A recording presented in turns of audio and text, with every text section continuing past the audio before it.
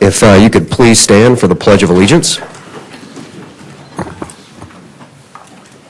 I pledge allegiance to the flag of the United States of America and to the republic for which it stands, one nation, under God, indivisible, with liberty and justice for all. You may be seated. It's my pleasure to introduce the Dean of the University of Memphis Cecil C. Humphreys School of Law, Peter Letsu.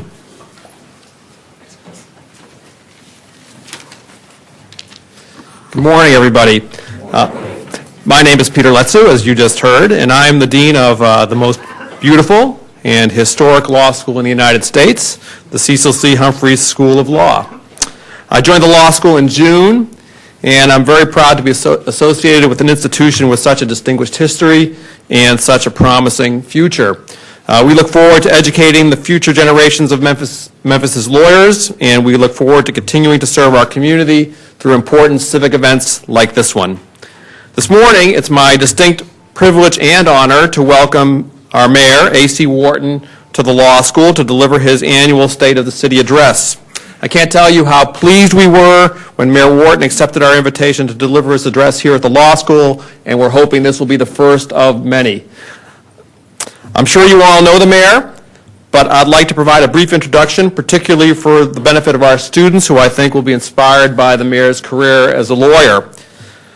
Mayor Wharton is the 63rd mayor of the city of Memphis and the 8th mayor since city government was restructured into the mayor-city council form of government in 1968. Raised in Lebanon, Tennessee, Mayor Wharton attended Tennessee State University, where he majored in political science and graduated with honors in 1962. 6 years later, he entered the University of Mississippi Law School, a law school I'm told is a fine institution somewhere to the south of here, where he was one of the first African-American students to serve on the Moot Court Board and the first African-American to serve on the Judicial Council. He graduated with honors in 1971, and 3 years later, he became the first African-American professor of law at the University of Mississippi, a position he held for 25 years. After moving to Memphis in 1983, Mayor Wharton became a leader in this city's legal community. He served as executive director of Memphis Area Legal Services, as Shelby County's chief public defender, and with his wife Ruby formed the law firm of Wharton and Wharton. He was elected as Shelby County mayor in 2002 and as Memphis mayor in 2009 and again in 2011, taking the oath for his current term on January 1st, 2012. The entire law school community is very pleased to have the mayor with us here this morning, and again, we hope he'll be with us many more times in the future. Please join me in welcoming Mayor A.C. Wharton.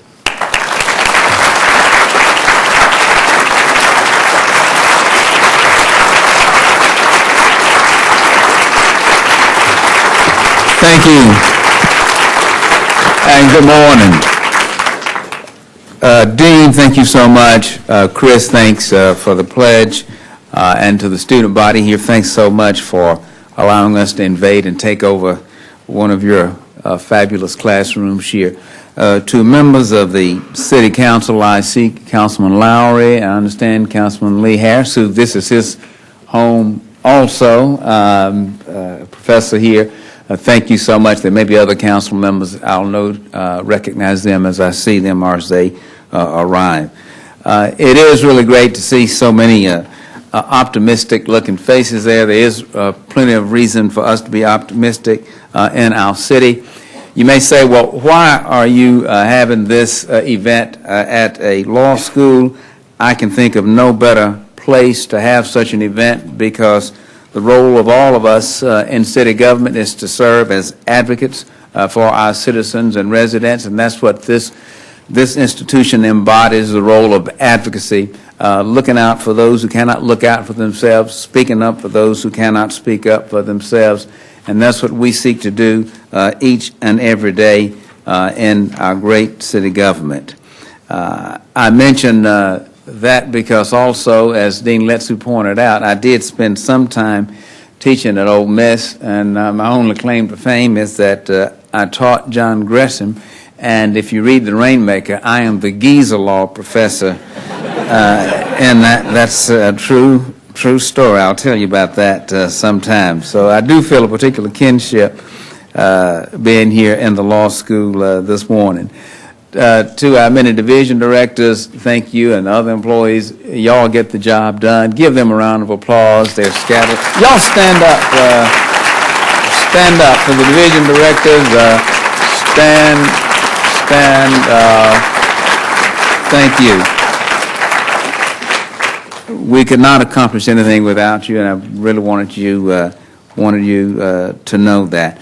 To the members of the City Council, it's great to see those who are here. Again, there's absolutely nothing we can accomplish in one branch of government without the full cooperation and support of the other branches of government. So again, thanks to the council, not only for the presence here today, but those who have worked with us in years past and who will work with us as we go forward. I really appreciate the council's willingness to work with this administration to face many of the really daunting challenges, face those challenges head on, and I really appreciate that.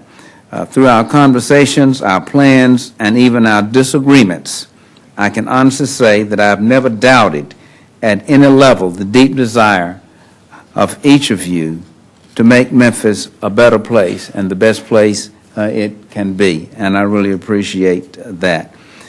We've gone through some rough times. It's what I call a perfect storm, and I'll get into that in more detail, but I'm pleased to report that our government is recovering and getting stronger every day. We have satisfied all the prerequisites from the Comptroller's Office, and I'm proud to report that by the end of this fiscal year, our reserves will be right at the level where they should be. Give the council a round of applause for having adopted a plan.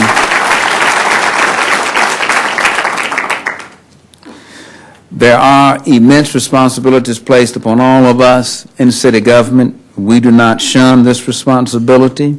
We were elected or hired to fulfill this very purpose. Being dependent upon by our citizens is a burden we carry with pride and with the utmost of respect and sensitivity.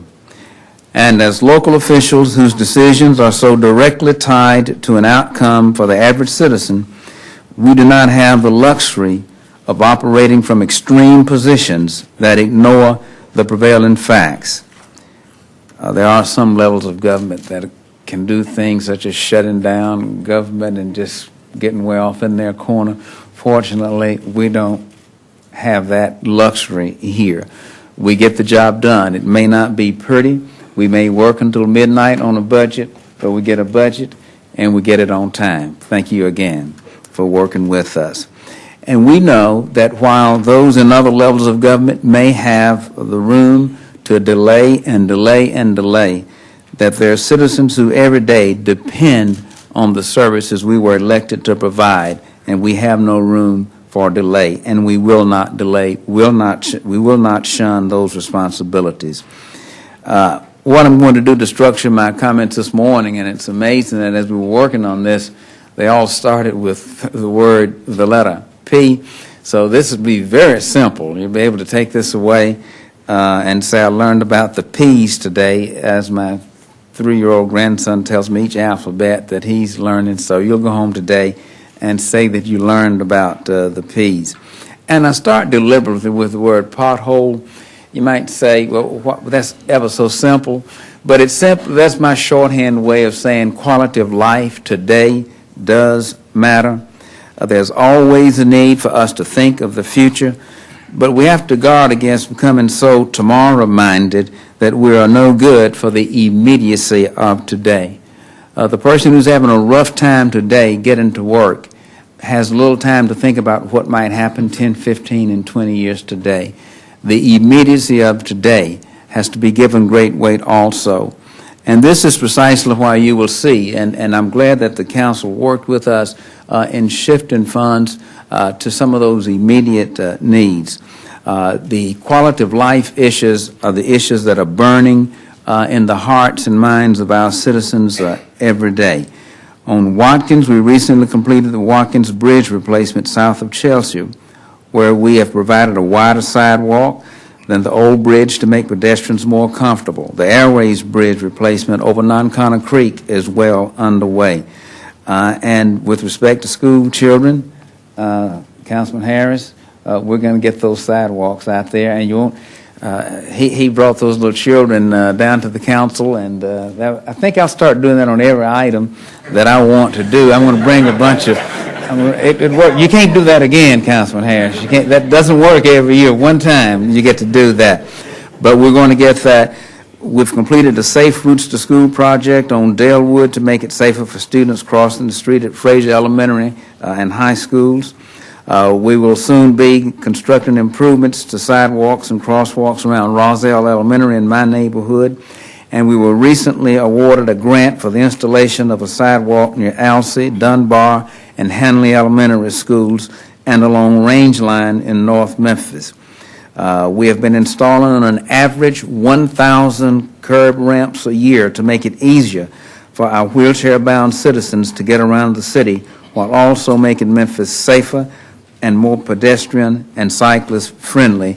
And just as I was coming in, Sarah Seeloff, our White House SC2 representative, we just were informed that we've received funding from the EPA for technical assistance for Smart Growth America.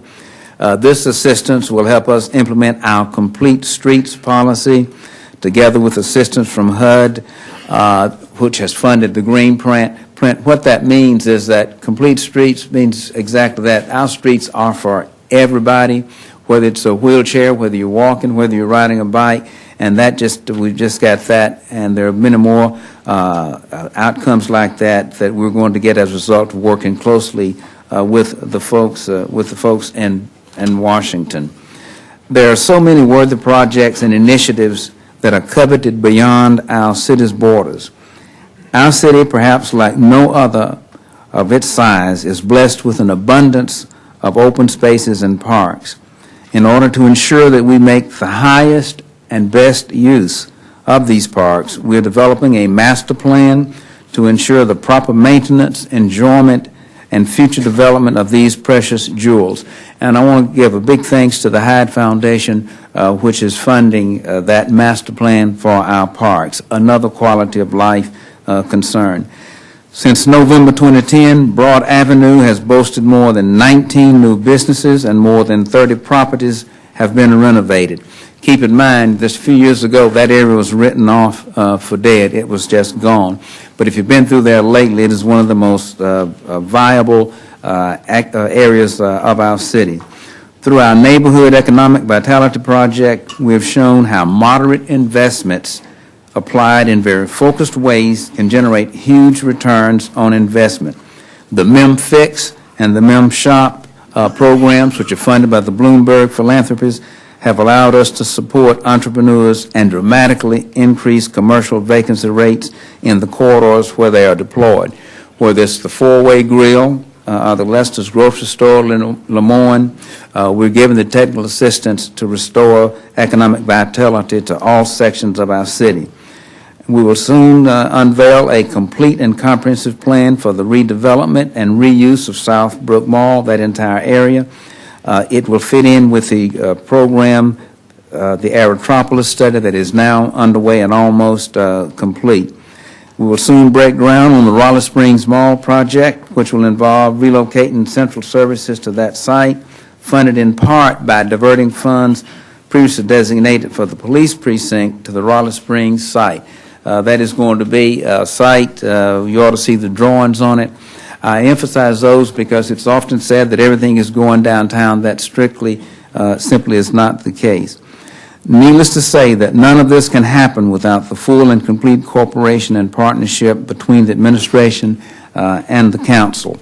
I am pleased to announce that Chairman Strickland has agreed to postpone the council retreat to allow the February 8th date to be used as a session on better communication between the council and the executive branches. In addition to these improvements in places across the city, we cannot ignore projects in downtown and midtown, two of our most visited neighborhoods, and how these projects will resonate for years to come. The riverfront is abuzz with the Pyramid being reestablished as a viable anchor at the north end, and the Main Street to Main Street project, which will anchor the south by converting the Harahan Bridge to a bike pedestrian path. And that is going to be something that folks from around the world will come to behold. Bill Street, see Paul Morris here somewhere, is under new management, and Bill Street Landing is slated to open this year. We're seeing about a dozen capital projects in the Memphis Medical Center totaling some $1.5 billion in investment. This all is in the core city. And by the way, you may have read of the Urban Land Institute's visit here. We cannot put a price tag on the expert advice that we're getting from the Urban Land Institute, and I want to thank the local chapter of the Urban Land Institute for awarding us, or seeing that we were awarded the Rose Fellowship, which allows us to tap into some of the best and brightest minds, not merely locally, but from around the world, literally. In Crosstown, with the City Council support, a public-private partnership will invest $200 million into one of Memphis's most chronically challenged neighborhoods, transforming our city's single largest example of urban blight into a new vertical urban village of health, wellness, and education. For those who feel like their particular community has somehow been overlooked, I am delighted to report that we are embarking on a process that will create neighborhoods of choice throughout the city. This process will entail our initiating community engagement and planning that will allow us to determine how to best handle issues of these particular neighborhoods. You heard something about this when we were presenting the Sears Crosstown. We're already working with the Klondike community there. We're going to replicate that process throughout every neighborhood in the city, particularly in the Whitehaven Southbrook Mall area. I might also add that our historic success in reducing blight has been community-wide. The nationally awarded work of the Memphis City Beautiful Commission has been implemented community-wide. Grassroots leaders who have been equipped through our Certified Neighborhood Leader Training Program and Neighborhood University, that's what we call our college, Janet Hooks, have been from all sections of town, and it's good to see them going back into their neighborhoods, particularly out in Raleigh, actually taking a leadership role. And just in case you think potholes were a P that was only meant to symbolize quality of life issues, I should add that Director Dwan Gillum is charging Public Works business model, is changing the business model in a way that will reassign personnel and triple our capacity to check and respond to potholes. Moreover, all Public Works personnel will now be charged with identifying and reporting potholes and code violations as they travel city streets. We might do surveillance on you, and if we see you pass by a pothole without reporting it, you get a citation. But everybody, if you run into a pothole, there's no such thing as, I don't do potholes. Just think what success we could have. We're going to enforce that. Additionally, with the $3.5 million increase in funding for the city's street repaving program, which was approved by the City Council in 2013. Again, thank you, council members. This, if I'd say anything is big, this is big, because you've heard about, what's your repaving cycle? Every 70 years. That means most folks will never see their street repaved. But because of additional funding from, my wife is here, welcome. I spoke of the support I received from the council. Couldn't do anything without her support there. I also see Treasurer David Lenore there. Thank you so much. Let me go back and start. This is big. I'll take that over again. $3.5 million increase in funding for the city's street repaving program. Public Works is set to increase the number of lane miles repaved this fiscal year by 45% as compared to 2013. I think that deserves a round of applause for the council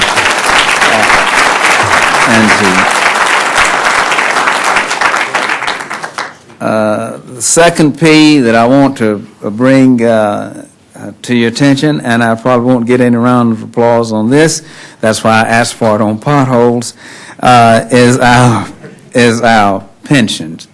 And as I say each time I discuss this, there's no need to go out and try to find a bad person who did something wrong. we're where we are because of forces far beyond our control. And I said a few minutes ago it was a perfect storm. First of all, we had the school system in which the unexpected court ruling said you have to repay, continue paying for those 2 years, and we did not have that included in the tax rate. So that was in the range of about $60 million per year.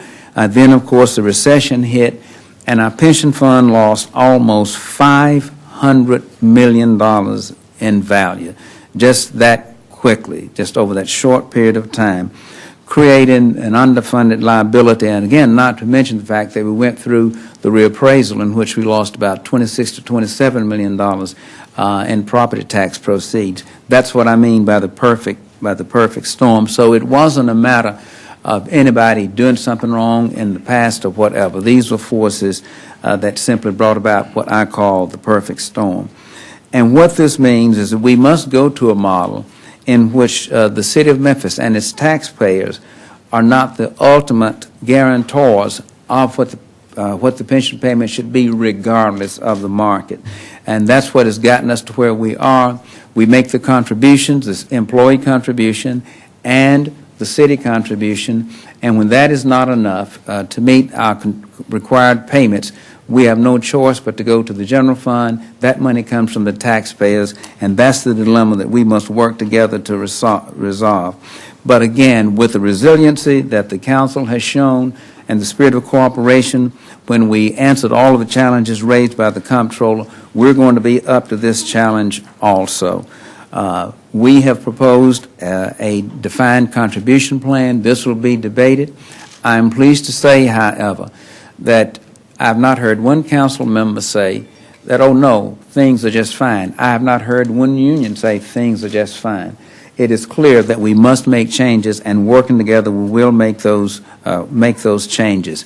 I do not mind going to the taxpayers when I can come to you and say, and I'm using the money to pave your streets or to fix your potholes.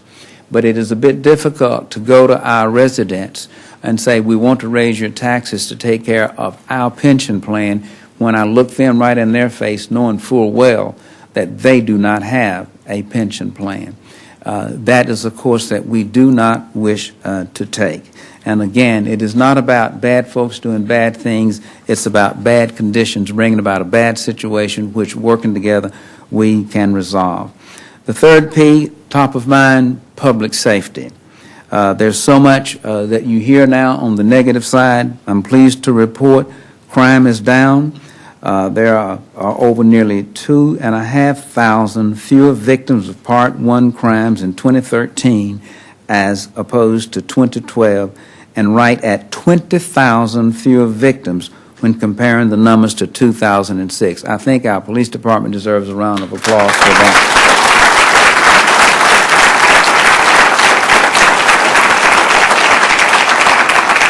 I'll go back now and repeat that. Crime is down.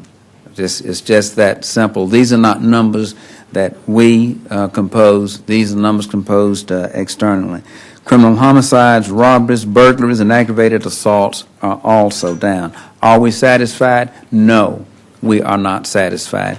And this is why, working with Director Armstrong, we're going through any number of reviews and exercises, not necessarily focused on how much we can cut, but how much more efficient we can become. For example, by looking at a certain equipment, cameras and GPS systems, we feel that we can cut costs tremendously, and you'll be hearing more about that later.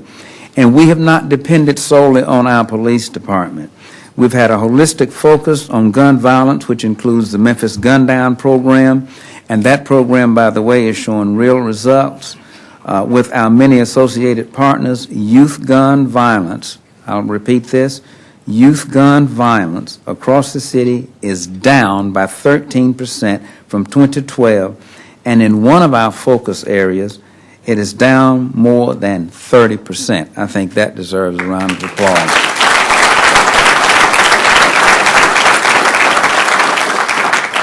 Focused police work by Director Armstrong's community outreach policing program, the multi-agency gang unit, and the Safe Ways 2 apartment community safety program are complemented by newly deployed intervention services like the 901 Block Squad and the MEDS Hospital Violence Intervention Program. Some of you probably never heard of those, and I'll elaborate lately, but I'm trying to get through this without keeping you here for 30 or 45 minutes. But I'll be more than glad to answer any questions. I'm particularly proud of what the MED is doing. The point I make is that crime fighting and safety is not merely for the police department. It has to cross all sectors, and we've been able to reach out and pull so many partners into this effort, and it's showing great success. At the same time, with support from a number of corporate and community sponsors, we have launched prevention strategies like our mentoring initiative, the Life Literacy Program for young men, the Summer Night Lights Program, and Midnight Basketball, and also a summer lunch program. You read about the school system is going to have lunch. Well, in the summer, we're actually bringing, particularly the boys, let's face it, we know where the problem is, 17 to 24 years, and they come in. They don't just come in and grab their lunch and leave. They got to come in, they lunch and learn. That's keeping them from rambling around the streets. Thank you, Director Hooks, for that in the Parks Division. It just goes again to show that we must have a comprehensive effort, and we're doing precisely that. We know we cannot arrest and jail our way out of the current crime challenges, and we will continue to offer a broad array of services designed to focus on prevention as opposed to arresting and convictions. Let me underscore again, though, the commitment that the city has to public safety. From 2009 through 2012, when non-public safety divisions were being reduced by $28 million in our efforts to fund the schools, the budget for the police and fire departments increased by $9.5 million. This is in addition to the fact that public safety accounts for 75% of all city workers and a comparable amount of the budget. We are committed to public safety, but again, we're also committed to efficiency. I am committed to an honest discussion as we move forward, particularly with respect to public safety, but again, make no doubt about the city's commitment to keeping our neighborhoods safe. The next P is poverty, and this is a big one. You cannot discuss crime and all the other things unless we really get to what is sometimes called the root cause. With a poverty rate of 27% and the percentage of working poor at 49%, Memphis is near the top of an unfortunate listing. Memphis has the third highest child poverty rate for cities with populations of more than 500,000 people. Given the demands of our situation, I am looking forward to launching in the first quarter of this year one of the most innovative programs to reduce poverty of any city in the United States, the Memphis Blueprint for Prosperity. We chose the phrase Blueprint for Prosperity because you hear so much about war on poverty, and you look back and it appears that you're just not making any progress. So we're flipping the script, and you'll be able to calculate when you take 10 ex-felons who are not working and we find 10 jobs, that's moving them to prosperity. When it takes someone who wants to get one of those jobs out at Conduit Global, and I hope Wendy Thomas is here somewhere, but they find out matter doesn't run out there, and this is a non-embellished account. We made the announcement at 12 noon on Wednesday.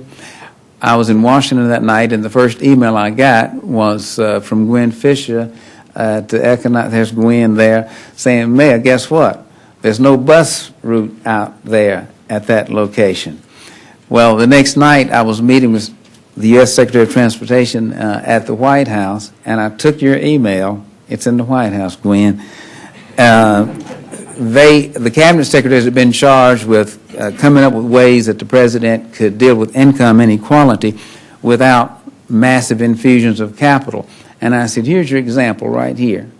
All you got to do, somebody up here in Washington can waive something, sign something, and we can get that solved. And I'm pleased to report, Gwen, Dexter, as of yesterday, we solved it. There will be a bus stop out there. There will be a bus route. So those folks looking how to get out there, they will be able to get there.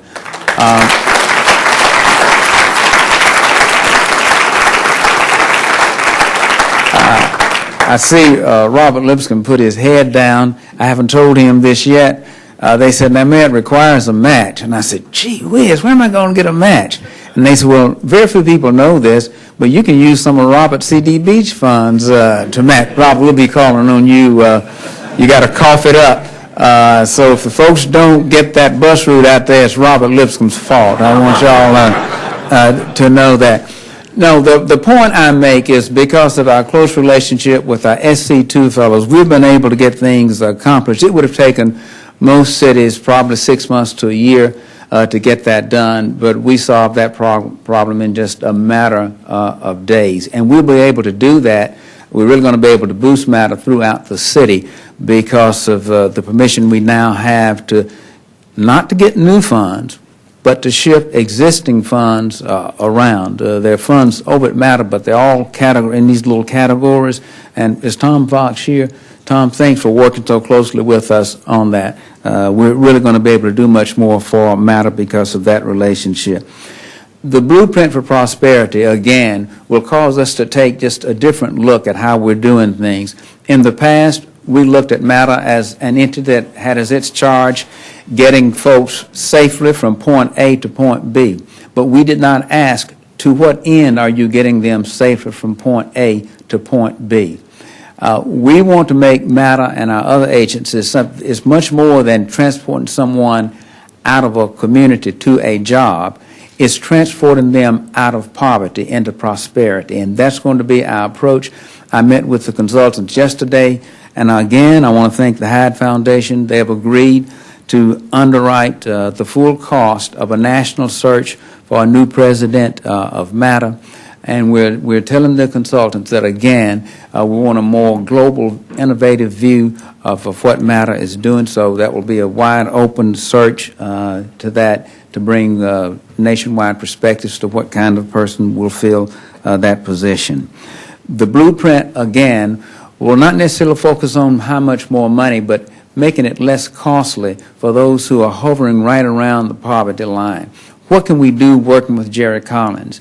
Energy is one of the largest expenditures of those who are trapped in poverty. Transportation is another. We're fortunate in the city of Memphis. Why? Because we own the utility. So we have a partnership that we can work with. Same thing with our relationship with Matter.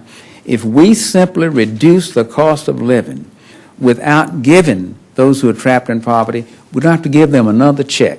If we can simply say we're going to reduce the cost of living, we will be able to meet our goal of reducing poverty 1% per year for the next 10 years, taking it from 27% to 17%. We are committed to that, and we are going to do that because we're working so closely together with all of our divisions, with our state partners, and with our federal partners.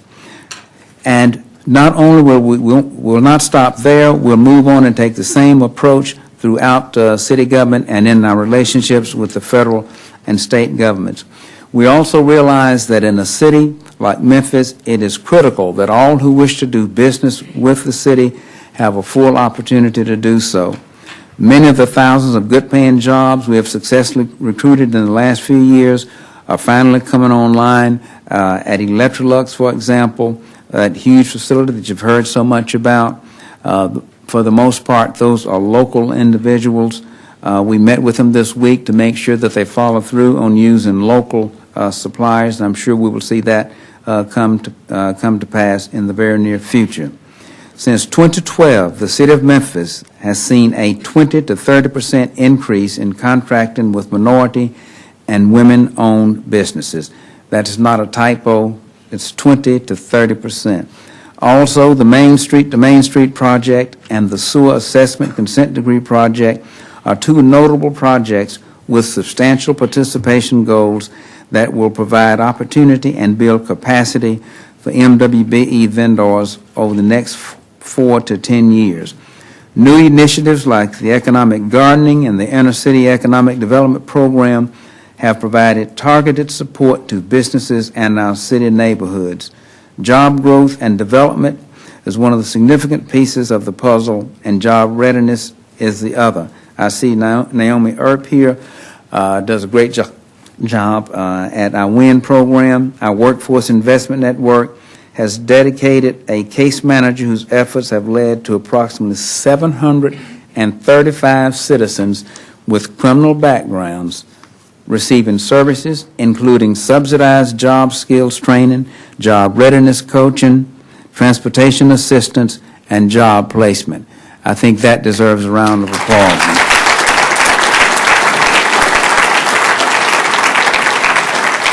More than 300 individuals completed industrial readiness training, known as IRT, which was created in 2013.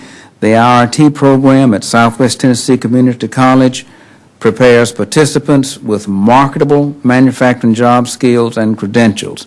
90% of the graduates were offered jobs in the year's first 2 classes. 90% of the individuals who went through.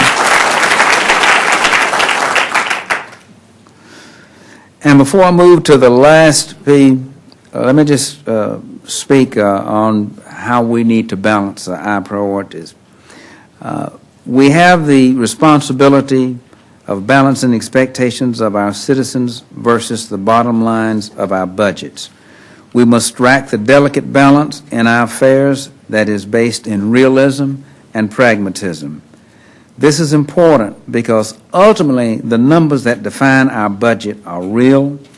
The decisions that have the most positive impact are practical, and the work we have to do cannot wait. For instance, there's been so much talk about the process of how we incentivize businesses to get them to bring jobs to our city. There are those who say that using taxpayer money or any other method to sweeten the pot for businesses to locate in our community is a no-no. That should never be attempted. This view is not realistic. Incentives are the order of the day, not in Memphis, but particularly among our bordering states. It's not at all realistic to say that we'll just move out of the business of incentives. On the other hand, there are others who feel that any deal to lure businesses and jobs to town is a good deal. This view is not pragmatic. And I might point out that while you hear about the ones that we do go after, Reed Dullberger and folks from the Chamber will tell you that there are many, many more in which we get a call and it doesn't go beyond a call.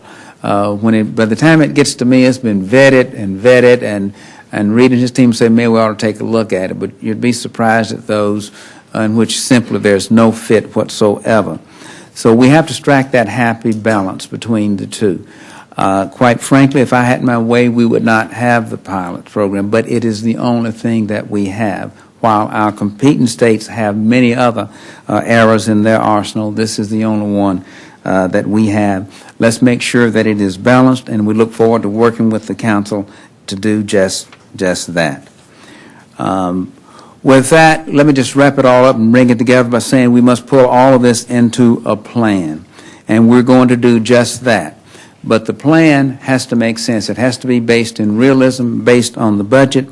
As soon as we get through the budget process, which will be informed by the various plans you've just heard, you will be able to see precisely what that vision is. Why wait until the budget? Simply because we want to be truthful and realistic with our citizens. We do not wish to make promises which we know we simply do not have the financial wherewithal to fulfill. But we do understand the need for the necessity of coming up with this clear vision of where this budget is taking us, and we will do just that. It's only by having that you will be able to assess how well we are measured up and met up with the promises that we have made. We intend to earn the reputation of being a city of choice. And keep in mind, I did say a city of choice. This means that we must bring an end to anything that resembles a tale of two cities. We must move away from the tale of two cities to a true story of a one Memphis in which all share in all of the bounty that our great city has to offer. In the same way that Maxine and Vasco Smith and Lois DeBear and Ben Hooks and Rabbi Wax and others worked to bring this city together as one city. And it's just as Dr. King died here, to bring us together as one city along racial lines. We must work to bring ourselves together as one city along income lines. We are one Memphis, and we will work together against the odds to ensure that opportunity is real in the lives of every citizen. Thank you for coming, and God bless the city of Memphis.